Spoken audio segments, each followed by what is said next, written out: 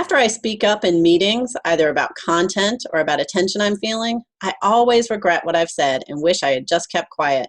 How can I get feedback that what I'm saying is valuable or heard in the way I want? So yes, if I had a dime for every time I've heard this question, I would be a very wealthy man.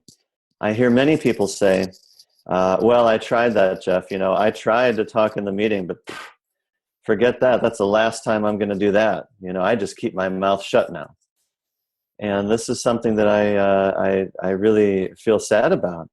How many people have concluded that what they need to do in order to survive their workplace experience is to check their authenticity at the door when they walk into work every morning. And they operate as just a very small fraction of themselves, wearing a mask, wearing a protective shell, and being very cautious, very careful, not to put themselves out too far or fear risking ridicule or some negative response. So the first thing I want to say is I think there are very understandable reasons why people make this conclusion. And that is that in many workplace situations, probably most, quite frankly, there are not systems and customs in place in that workplace to truly respect and welcome everyone's input and to receive that and use that in a meaningful way.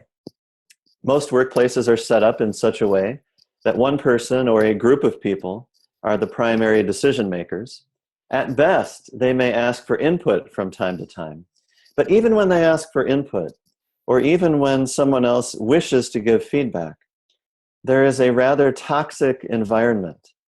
And what I mean by toxic is that when someone goes out on a limb to offer maybe a creative new idea or to express concern about the direction that the group is heading, usually the response they get is far from compassionate. Typically the response they get is reactive. Typically they'll get a judgment, and they'll get the distinct impression that what they have to say doesn't matter. So I just want to acknowledge that that is a reality in many workplaces.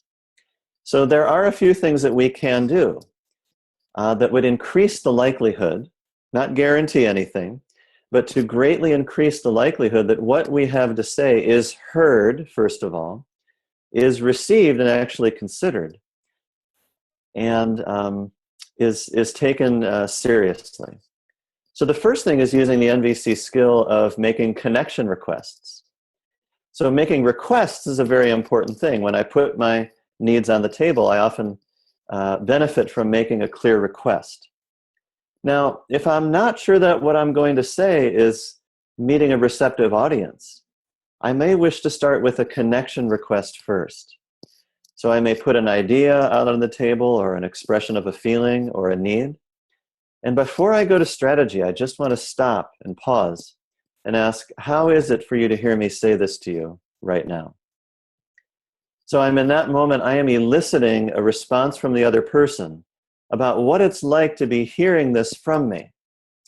That is very useful because if I don't make that request, the person is likely to immediately snap into responding to the content of my message. And it's usually laced with reactivity about the fact that I'm sharing the message or the process. So making that type of connection request is often helpful to slow the conversation down.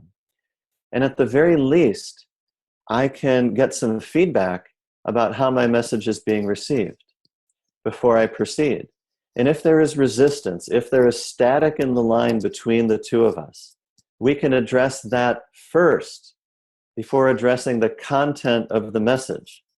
Because if we attempt to address the content of the message before we attend to the quality of the relationship and the quality of the communication, it's going to be time pretty much wasted, because there will be the distraction. There'll be the distraction of people have this emotional reactivity going on, and that pulls our energy away from attending to the content.